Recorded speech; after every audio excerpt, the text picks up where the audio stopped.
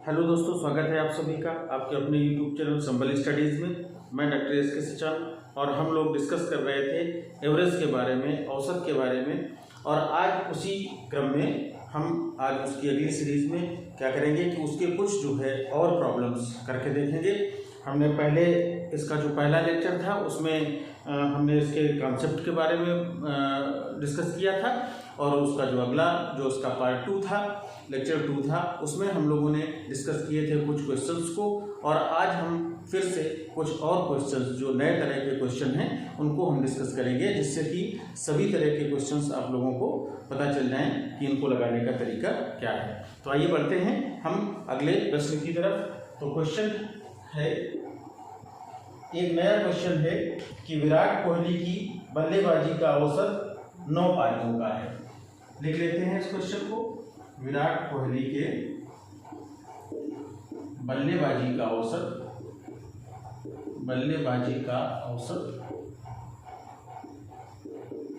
9 पारियों का है। 9 पारियों का है और कह रहा है कि 10वीं पारी में उसने 106 रन बनाए। 10वीं पारी में उसने 106 रन बनाए। 10वीं पारी में 106 रन बनाए, जिससे उसके औसत में 6 रन की वृद्धि हो गई। जिससे उसके औसत में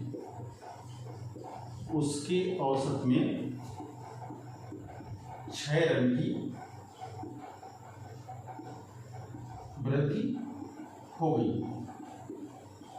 6 रन की वृद्धि हो जाती है। उसकी 9 पारी खेलता है तो उसका कुछ औसत होगा, उसने नहीं बताया है। और 10वीं पारी में उसने 106 रन बनाए और जिससे उसके औसत में 6 रन की वृद्धि हो गई। तो पूछ रहा है कि उनका नया बल्लेबाजी का औसत क्या है। नया औसत क्या है, तो ये हमें पता करना है। दिया क्या है क्वेश्चंस को, क्वेश्चन में हम फिर से पढ़ते हैं एक बार कि विराट कोहली के बल्लेबाजी का औसत 9 पारियों का दिया है। 9 पारियों का औसत है, कुछ होगा। 10वीं पारी में 106 रन बनाए, जिससे उसके पूरे के औसत में 6 रन की वृद्धि हो गई। तो उसका नया औसत क्या है। देखिए, जब इस तरह के सवाल आ जाते हैं तो हम इसको पहले कॉन्सेप्ट से देखते हैं कि कॉन्सेप्ट से हम इसको कैसे हल कर सकते हैं। तो औसत देखिए, 9 पारियों का औसत नहीं पता है, तो मान लीजिए, माना 9 पारियों का औसत यक्स। 9 पारियों का औसत क्या हमने मान लिया कि यक्स है। तो 9 पारियों के कुल रन कितने होंगे, तो 9 पारियों के कुल रन हो जाएंगे 9x। 9 में x का गुणा कर देंगे तो 9x हो जाएंगे कुल रन। 10वीं पारी में उसने 106 रन बनाए, तो 10 पारियों के कुल रन, 10 पारियों के कुल रन कितने हो गए 9x। तो 9 पारियों के थे और 106 उसने 10वीं पारी में बनाए, तो 9x + 106, तो ये हो गए 10 पारियों के कुल रन। और अब औसत कितना है 10 पारियों का। 10 पारियों का औसत देखा जाए तो पहले 9 पारियों का x था और 6 रन की वृद्धि हो जाती है, यानी x + 6 हो गई। इसका औसत आ गया 10 पारियों का x + 6। तो अब देखिए 10 पारियों का औसत होगा क्या, कुल रन, यानी 9x + 106/10। ये हो गया 10 पारियों का औसत, यही होगा। और ये इक्वल टू अगर हम कर दें किसके बराबर हो जाएगा, x + 6 के, क्योंकि 6 रन की वृद्धि हो गई तो औसत x + 6 हो गया। अब हम इससे x की वैल्यू निकाल लेंगे, और नया औसत पूछ रहा है, यानी हमको x + 6 की वैल्यू इसमें पूछा है। ये ध्यान देने की बात है कि x की वैल्यू हम निकाल लेंगे तो हम कहीं x की वैल्यू को ही आंसर ना समझ लें। तो इसमें हम इसको जब सॉल्व करते हैं तो 9x + 106 = क्या आ जाएगा, ये 10 जब इधर चला जाएगा तो इसका मल्टीप्लिकेशन हो जाएगा, तो 10x + 60, 10x + 60 हो गया। अब इसमें से सॉल्व करेंगे, 9x को उधर करेंगे तो 10x - 9x x बचेगा, इधर 106 - 60 ये आ गया आपका 6 and 4 46, यानी x की वैल्यू आ गई 46। ये क्या है, ये 9 पारियों का औसत था 46। तो 10 पारियों का नया औसत क्या आ जाएगा, तो नया औसत क्या है, नया औसत होगा x प्लस 6 यानी 46 प्लस 6। तो ये क्या आ जाएगा, 46 में 6 जोड़ेंगे तो ये आ जाएगा 52। तो ये हमारा हो गया आंसर कि यही आंसर होगा, ये 10 पारियों का जो नया औसत पूछा है। तो ये हो गया। इसको एक बार फिर से आप लोग समझ लीजिए, फिर हम इसका एक ऐसा तरीका बताते हैं जो और जल्दी से इस प्रश्न को हल कर सकते हैं। तो अगर इसको किसी को नोट करना है तो आप नोट भी कर सकते हो। हाँ, तो देखिए हम लोग क्या पढ़ रहे थे कि इस सवाल को कैसे हम सॉल्व कर सकते हैं। तो इस तरह से हम इस क्वेश्चन को सॉल्व कर सकते हैं। अब देखिए इसमें अगर हम एक और तरीका देखें कि ये हम यहाँ से मिटा देते हैं और देखते हैं इसका आंसर 52 आया है, इसको लिखा रहने देते हैं। और अब देखते हैं कि जैसे उसकी 9 पारियों का औसत कुछ रहा होगा और 106 रन बनाए, 10वीं पारी में 106 रन बनाए, तो उसमें औसत में 6 की वृद्धि हो गई। यानी 10 पारियों के औसत में जब 6 की वृद्धि होती है तो 10 पारियों में कुल कितने रनों की वृद्धि होगी, 10 पारियों में कुल कितने रनों की वृद्धि होगी। तो 10 पारियां हैं और 6 की वृद्धि होती है, तो 10 गुना 6 यानी ये 60 रनों की वृद्धि होती है। 60 रनों की वृद्धि हो जाती है, किस वजह से कि वो 10वीं पारी में ज़्यादा रन बनाया, इसलिए 60 रन ज़्यादा बनाया होगा। 60 रन ज़्यादा किससे बनाया होगा, बाकी जो 9 पारियों का औसत था उससे ये 60 रन ज़्यादा बनाया। तो जब 60 रन ज़्यादा ये बना देगा तो हम क्या करेंगे कि अब इसको, यानी उसने 9 पारियों में का एवरेज कितना रहा होगा, 106 में से हम 60 को अगर घटा दें तो ये कितना आ जाएगा, 106 में से 60 को घटा देंगे तो ये आ जाएगा 46। यानी 9 पारियों का औसत इसका 46 रहा होगा। तभी तो 10वीं पारी में जब उसने 106 रन यानी 60 रन ज़्यादा बनाए तो औसत में 6 की वृद्धि हो गई। तो जब 9 पारियों का औसत 46 था तो 10 पारियों का औसत क्या होगा, इसमें 6 की वृद्धि हो जाएगी। तो 10 पारियों का औसत हो जाएगा 46 और प्लस 6, ये आ गया आंसर 52। तो देखिए ये आंसर हमने कॉन्सेप्ट से निकाला था 52, और ये हमने केवल एक दिमाग में आप सोचिए कि कैसे हम कर सकते हैं। इसमें दिया था कि 9 पारियों का कुछ औसत रहा होगा, 10वीं पारी में 106 रन बनाए तो औसत में वृद्धि हुई, यानी 10वीं पारी में उसने ज़्यादा रन बनाए होंगे तभी उसके औसत में वृद्धि हुई होगी। वृद्धि कितनी हुई, 6 रन की वृद्धि हुई। तो 10 पारियों में औसत अगर 6 रन बढ़ जाता है तो कुल कितने रन बढ़ जाएंगे, ये 60 रन बढ़ गए। यानी 10वीं पारी में उसने 60 रन ज़्यादा बनाए। किससे ज़्यादा बनाए, जो 9 पारियों का औसत था उससे 60 रन ज़्यादा बना लिए। यानी 9 पारियों का औसत कितना रहा होगा, 106 में से हमने 60 घटा दिया, ये आ गया 46। यहीं से हमको पता चल गया कि ये 9 पारियों का औसत 46 था, जो हमने x की वैल्यू निकाली थी पिछली बार। अब हम क्या करते हैं कि 10 पारियों का औसत पूछा है, उसमें 6 की वृद्धि हो जाती है, तो 46 और प्लस 6 कर दिया 52। ये 3 लाइन का, 1 लाइन का सवाल था और इसको हम इस तरीके से सॉल्व कर सकते हैं। इसको आप लोग ध्यान से देखिएगा कि इस तरह के सवालों को हम कैसे हल कर सकते हैं। इसी तरह का एक और प्रश्न हम करते हैं जिससे कि इसका और कॉन्सेप्ट कुछ और क्लियर हो जाए। एक खिलाड़ी 15वीं पारी में 72 रन बनाता है। एक खिलाड़ी क्या करता है, 15वीं पारी में, 15वीं पारी में, चलिए अच्छा चलो इसको देख लेते हैं। 72 रन बनाता है, 72 रन बनाता है, चलिए, जिससे उसका औसत 2 बढ़ जाता है। इससे उसका औसत 2 बढ़ जाता है। बिल्कुल उसी तरह का सवाल है, 2 बढ़ जाता है। 14वीं और 15वीं पारी में औसत क्या होगा, 14 एवं 15 पारियों का औसत, मैंने 14 पारियों का औसत और 15 पारियों का औसत पूछा है इसमें कि क्या होगा। देखिए हमने एक अभी कॉन्सेप्ट बेस्ड बताया था, उससे आप करके देखेंगे, उससे ये लग जाएगा। लेकिन अगर हमने देखें जो अभी हमने एक ट्रिक से बताया था कि 15वीं पारी में बनाए कितने 72 रन बनाए, औसत कितना बढ़ गया 2 बढ़ गया, यानी 15 पारियों में 2 अगर औसत बढ़ा तो कुल कितने रन बढ़ गए 15 गुणा 2, यानी ये 30 रन बढ़ गए, यानी 30 रन इसने ज़्यादा बनाए होंगे। जब 30 रन ज़्यादा बनाए होंगे तभी औसत 2 बढ़ा होगा। तो यानी 14 पारियों का औसत कितना रहा होगा 72 माइनस 30, 72 माइनस 30 करेंगे तो ये आएगा 2 4 42 आ जाएगा। तो ये 42 आ गया, यानी 14 पारियों का औसत 42 रहा होगा और 15 पारियों का औसत क्या होगा, औसत 2 बढ़ जाता है, यानी 15 पारियों का औसत 42 प्लस 2 ये आ गया 44। तो 15 पारियों का औसत 44 और 14 पारियों का औसत 42। देखिए बहुत कम समय में और बहुत छोटे से कैलकुलेशन में हम इसको सॉल्व कर सकते हैं।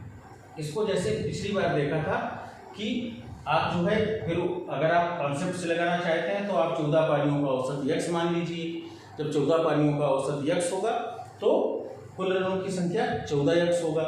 फिर 15वीं पारी में 72 रन बनाए, जैसे 14 पारियों में कॉन्सेप्ट से देख लीजिए एक बार, कुल रन कितने हो गए, कुल रन कितने हो गए 14x हो गए इसके, क्योंकि हमने 14 पारियों का औसत x माना।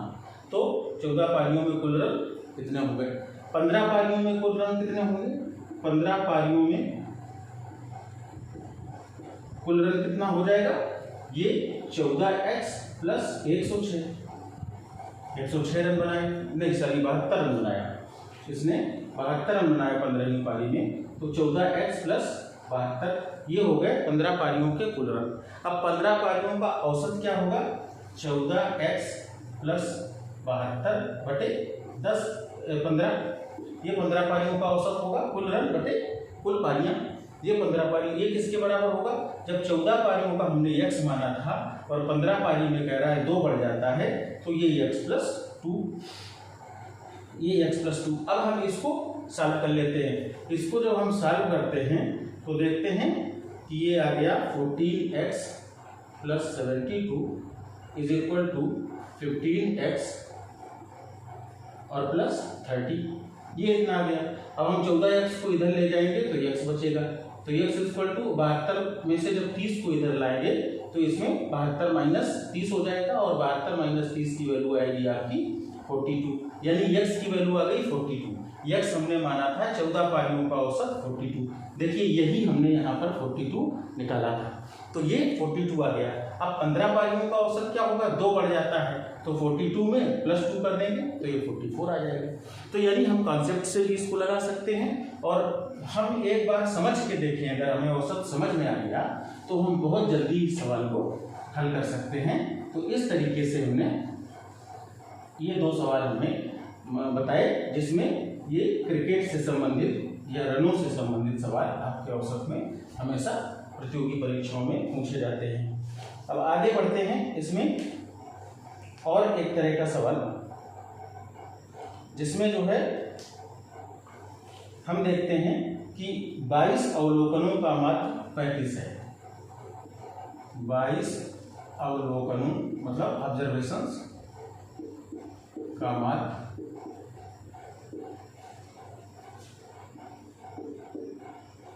35 है।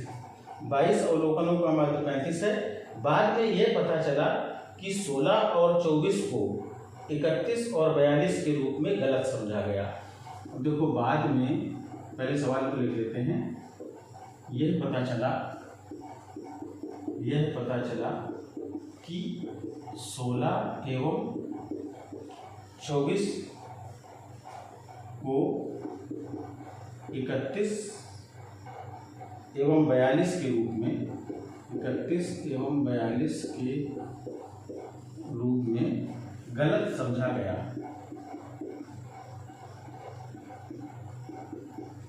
गलत समझा गया तो सही माध्य क्या होगा? तो क्या कह रहा है, सही माध्य क्या होगा? देखिए इसमें क्या कह रहा है, सवाल को पहले समझें कि सही संख्याएं 16 और 24 होनी चाहिए थी, वहां पर गलती से 31 और 42 लिख दिया गया। तो कह रहा है कि तब उसका माध्य पहले 35 आ रहा था, तो अब क्या होगा, कह रहा है कि 31 और 42 अगर लिख दिया गया तो अब इसका माध्य क्या होगा। तो देखिए अगर हम देखें कि 22 अवलोकनों, कॉन्सेप्ट से पहले समझेंगे, आंसर को पहले हम लगाना सीखेंगे कि 22 अवलोकनों का कुल संख्या कितनी हो जाएगी, 22 गुणा 35, यानी इसको हम गुणा कर देंगे तो हमें कुल नंबर आ जाएगा। तो 22 में 35 का जब गुणा करेंगे तो 35 गुना 70 7, 35 गुना 70 और 7 70, यानी 770 आ गया इसका कुल नंबर। क्योंकि 22 अवलोकनों का माध्य 35 था तो हमारा कुल कितना संख्या हो रही होगी, 770 रही होगी। अब इस संख्या में आप देखिए जो सही हैं उनको जोड़ देंगे और जो गलत जुड़े थे उनको घटा देंगे। जो सही हैं उनको जोड़ देंगे और जो गलत जुड़ गए थे उनको हम घटा देंगे। तो हम इसमें सही संख्या क्या हो जाएगी, सही कुल संख्या कितनी रही होगी, 770 थी, इसमें से 31 और 42 तो गलती से जुड़ गए थे तो हमने -31 और -42 कर दिया। अब इसमें ये अगर घटा देंगे तो सही जोड़ने भी तो पड़ेंगे, तो सही क्या थे 16 और 24, तो +16 किया और +24 किया। अब इसको आप लोग सॉल्व कर लीजिए। इसको सॉल्व करने से देखिए कितना आता है कि 770 में माइनस कितना आएगा, इसको जोड़ दें तो 2 1 3 और 4 3 7, -73 और प्लस आएगा 10 की 0 से ले 2 1 3 1 4 +40, -73 + 40 हो गया। तो इसमें ये आ जाएगा 770 में से माइनस कर देंगे तो 33, 770 - 33 आ गया। यही इसकी सही संख्या रही होगी, यानी इसको जब सॉल्व करेंगे तो 737, देखो 10 में 3 गया 7, 6 में 3 गया 3 और 7, ये सही संख्या रही होगी, ये सही संख्या रही होगी। अब इसका औसत ये कितना, 22 अवलोकनों का या 22 ऑब्जर्वेशंस की ये संख्या रही होगी। तो अब इसका माध्य निकाल लेते हैं तो वही सही माध्य आ जाएगा। तो जब इसका माध्य निकालते हैं यानी एवरेज निकालेंगे तो एवरेज क्या आ जाएगा, कुल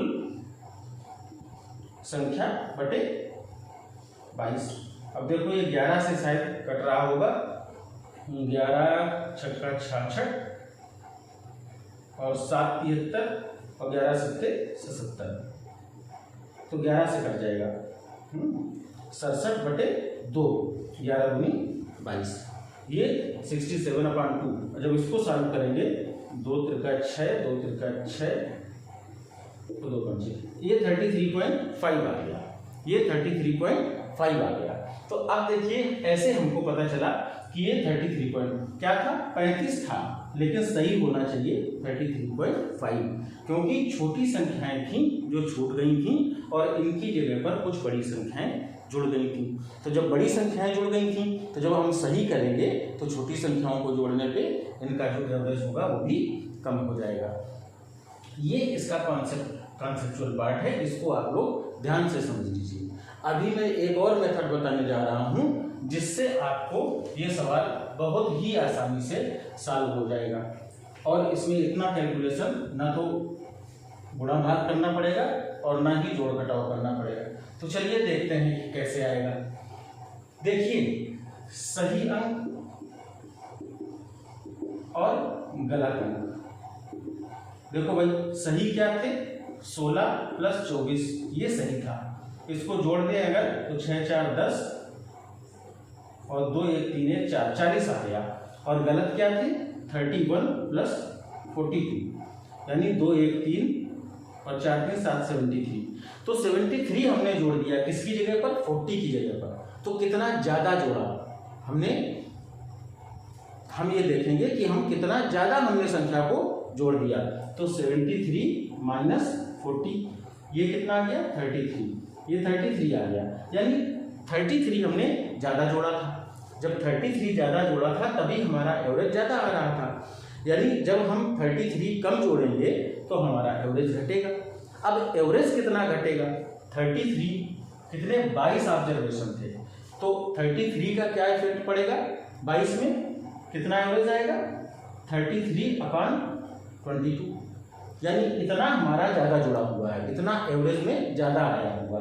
इसको 11 से क्या काट दें तो 3/2, 11 3 33, 11 दूनी 22, 3/2 यानी 1.5, ये 1.5 हमने ज़्यादा जोड़ रखा है। यानी हमारा सही एवरेज क्या होगा कि अगर गलत एवरेज जो आ रहा था उससे 1.5 घटा दें, तो गलत एवरेज क्या था हमारा 35 था, और इसमें 1.5 अगर घटा देंगे तो हमारा सही एवरेज आ जाएगा।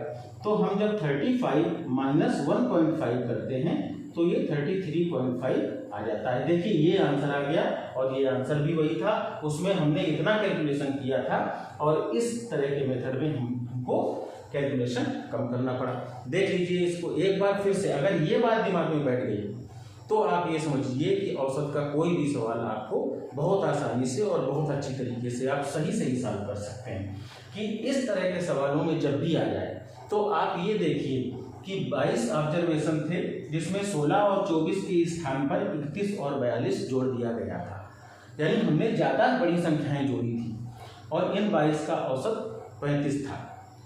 तो सही अंक क्या थे 16 और 24 थे, हमने जोड़ दिया कि 40 हमको जोड़ना चाहिए था, और हमने जोड़ कितना दिया 31 और 42 यानी 73 हमने जोड़ दिया। तो कितना ज़्यादा जोड़ दिया हमने, 73 में से 40 घटा दिया, 33 ज़्यादा जोड़ दिया। अब ये 33 जो ज़्यादा जुड़ गया इसका एवरेज पर क्या इफेक्ट पड़ेगा, यानी इसका एवरेज कितनी 22 संख्याएं थी उसमें 33 ज़्यादा जुड़ा हुआ है, तो 33/22 भाई कितना ज़्यादा है और बटे कुल संख्या, ये इसको 11 से काट दिया 3/2 यानी 1.5, यानी औसत में 1.5 ज़्यादा आ रहा है, यानी सही औसत जो होगा उसको 1.5 कम आना चाहिए। तो 35 में से हमने 1.5 घटा दिया और ये आंसर हमारा आ गया 33.5। तो ये सवाल इस तरह के आते हैं और इनको आप बहुत ध्यान से और बहुत सहूलियत से करें। अगर इसका एक बार कॉन्सेप्ट आपको समझ में आ गया तो आप कॉन्सेप्ट से भी कर सकते हैं, और जो ये तरीका मैं बता रहा हूँ कि शार्ट टाइप मेथड से, तो इससे भी आप उसको सॉल्व कर सकते हैं। तो इस तरीके से हम कर सकते हैं। अब एक सवाल इसी में हम एक और करने जा रहे हैं कि एक परीक्षा में 42 छात्रों का औसत अंक 64 थे। एक परीक्षा में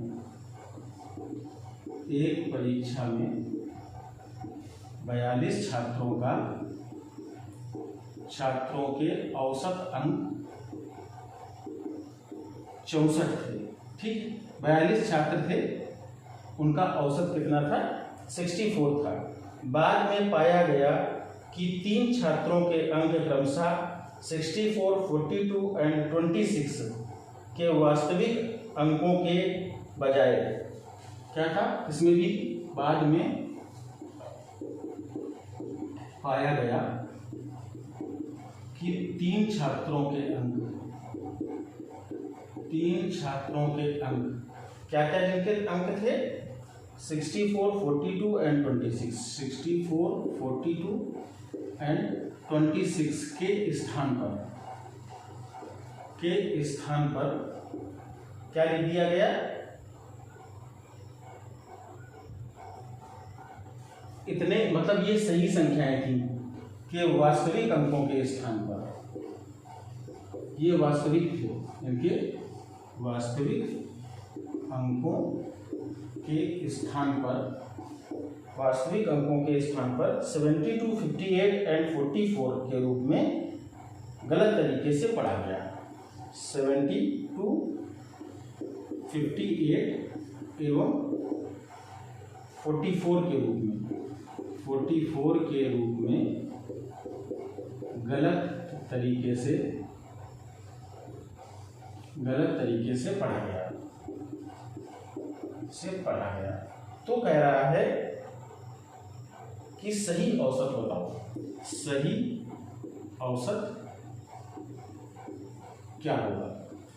औसत क्या होगा। अब देखिए हमने क्या किया कि ये 64, 42 और 26 की जगह पर 72, 58 और 44 जोड़ा, यानी हमने बड़ी संख्याएं जोड़ी हैं तो औसत ज़्यादा आया होगा। इसका सही औसत जो होगा वो कम होगा। कितना कम होगा इस बात को हम देख लेते हैं। हम इसको कॉन्सेप्ट से भी निकाल सकते हैं, लेकिन पहले हम अब बताएंगे कि जो हम छोटे मेथड से हम कैसे इसको जल्दी से सॉल्व कर सकते हैं। तो हमने लिखा सही अंक क्या थे और गलत अंक क्या थे। गलत अंक क्या थे? सही अंक थे 64 प्लस 42 प्लस 26। गलत अंक क्या थे? 72 प्लस 58 और प्लस 44। ये गलत अंक थे, इनको हम जोड़ लेंगे। तो 6 4 10 और 2 12 की 2 हासिल 1 4 2 6 6 12 और 1 13 132 आया। और गलत अंक कितने आ गए? 8 और 2 10 4 14 की 4 हासिल 1 हुआ 7 5 12 12 4 16 और 1 17 174। यानी 132 की जगह पर हम 174 जोड़ दिए। तो हमने कितना ज्यादा जोड़ा? अंतर कितना है इसका? कितना अंतर हुआ? 174 माइनस 132। देखो ये 2 आ गया और ये आ गया 4 42। यानी 42 मार्क्स हमने ज्यादा जोड़ दिए। कितने थे? 42 छात्र थे और हमने इसमें 42 ही अंक ज्यादा जोड़े थे। औसत में क्या इफेक्ट पड़ेगा?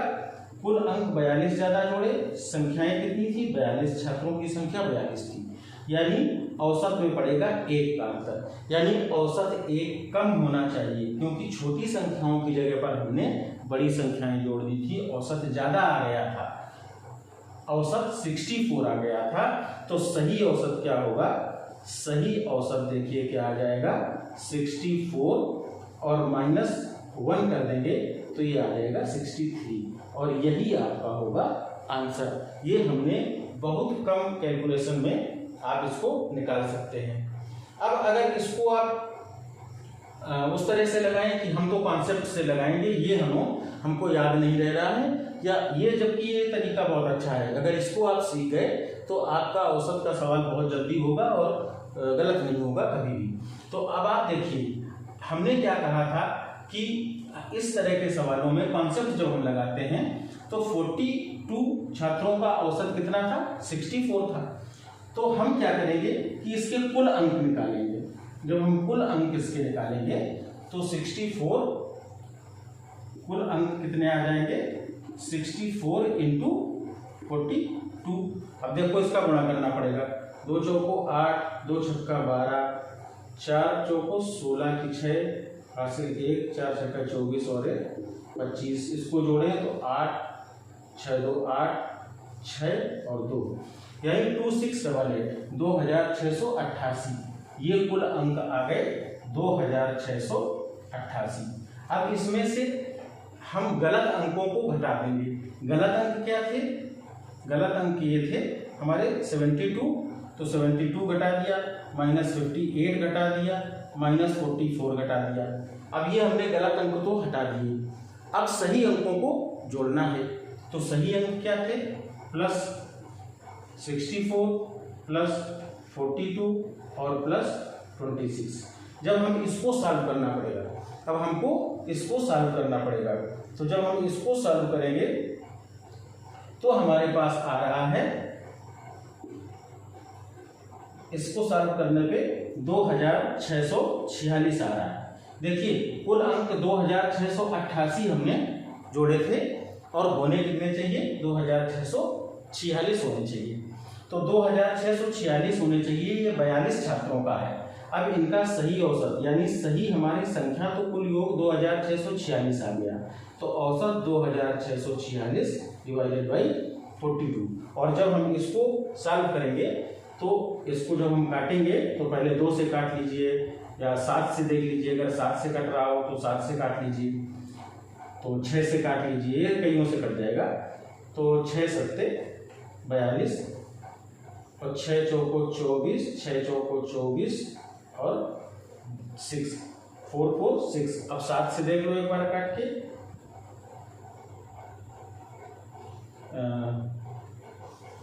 7 छक्का 42 और 2 7 त्रिका 21। ये आ जाएगा 24 1। तो जब हम इसको सॉल्व करेंगे तो 2646 डिवाइडेड बाई 42।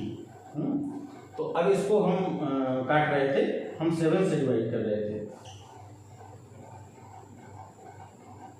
6 से,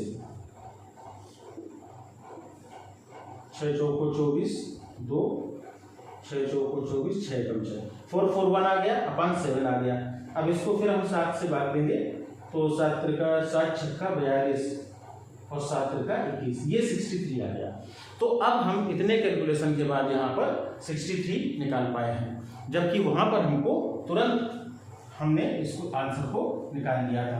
तो इस तरीके से हम इस चीज़ को, इस तरह के सवालों को सॉल्व कर सकते हैं। चलिए अब कुछ और अगर 1-2 सवाल देखता हूँ कि अगर और 1-2 सवाल तरीके के बचे होंगे, 1-2 टाइप के, तो हम उनमें से एक सवाल और करा देते हैं।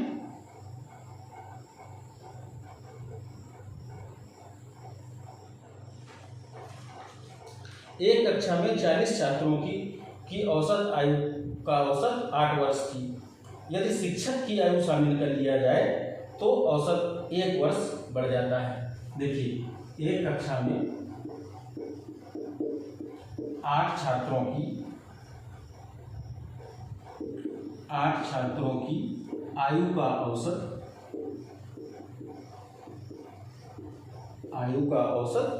8 वर्ष थी। 8 छात्रों की आयु का औसत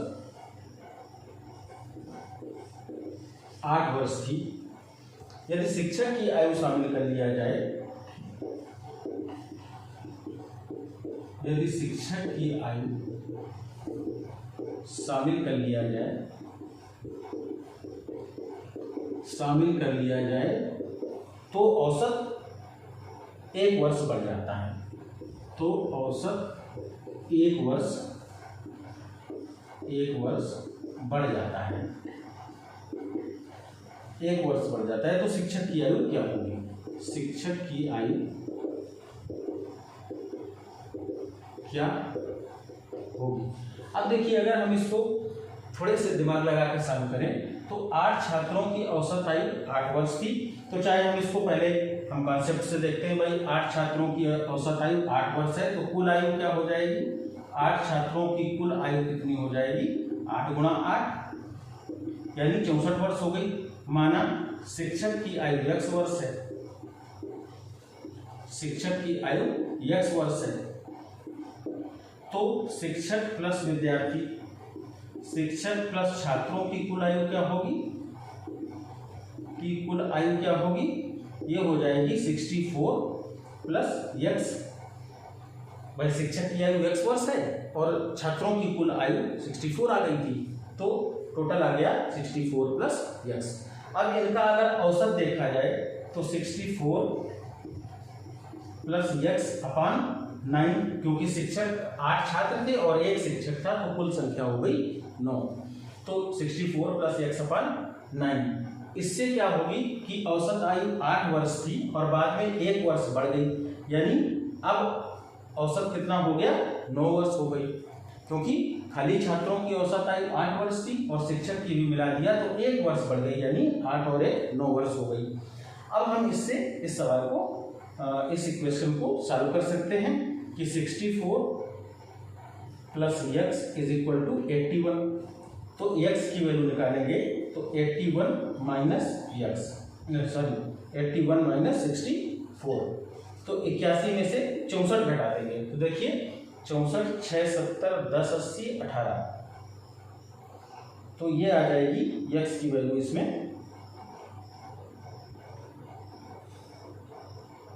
8 छात्रों का जो औसत दिया था वो 8 वर्ष थी। ठीक है, तो अब इसमें हमने इसको माइनस कर दिया, तो 64, 6, 70, 10, 7, 17, 18, 18, यानी शिक्षक की आयु थी 18 वर्ष।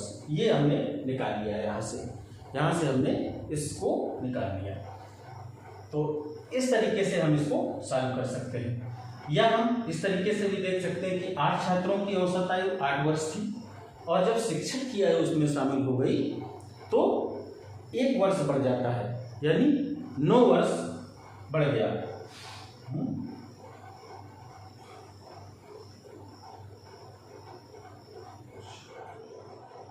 ये 17 आएगी। ये देखिए इसमें घटाने से, ये जो घटाएंगे इसको, तो 11 में 4 गया 7, 11 में 4 गया 7 आया, और 7 में 1 गया, 7 में 6 गया तो 1 आया, यानी 17 आई। तो इसको जो है आप देख लीजिए कि 81 माइनस 64 करेंगे तो ये आएगी 17 ईयर्स, यानी जो शिक्षक था उसकी एज थी 17 ईयर्स। तो अब वैसे भी हम इसको करके देख सकते हैं कि 8 छात्रों की आयु, औसत आयु 8 वर्ष थी। जब शिक्षक जुड़ा उसमें तो 1 वर्ष बढ़ गई, यानी कितने ज़्यादा हो गया, कितनी ज़्यादा आयु है उसकी आयु 9 वर्ष ज़्यादा है, क्योंकि 9 लोगों की औसत 1 वर्ष बढ़ा, तो औसत में तो कुल में कितनी वृद्धि हो गई, 9 वर्ष की वृद्धि हो गई।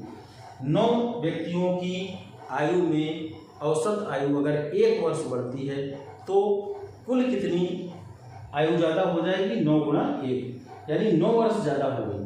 तो जो छात्रों की आयु थी वो 8 वर्ष की औसत आयु, और जो शिक्षक की आयु थी वो 9 वर्ष थी।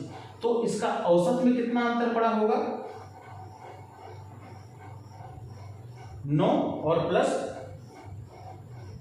8, यानी शिक्षक की आयु कितनी रही होगी, 17 वर्ष रही होगी, क्योंकि 8 वर्ष तो बच्चों की आयु थी, औसत आयु थी, तो यानी हर बच्चे की आयु 8 वर्ष थी, और उनसे 9 वर्ष ज़्यादा है शिक्षक, 8 से 9 वर्ष ज़्यादा है, तो 9 और 8 17 वर्ष का इसकी आयु होगी। तो इस तरीके से हम इस सवाल को भी कर सकते हैं। तो ऐसे आयु के सवालों को हम चाहे तो कॉन्सेप्ट से कर सकते हैं, और चाहे तो हम अपने कुछ ऐसे कॉन्सेप्ट डेवलप कर सकते हैं जिनसे इनको हम अच्छी तरीके से और सही ढंग से सॉल्व कर सकते हैं।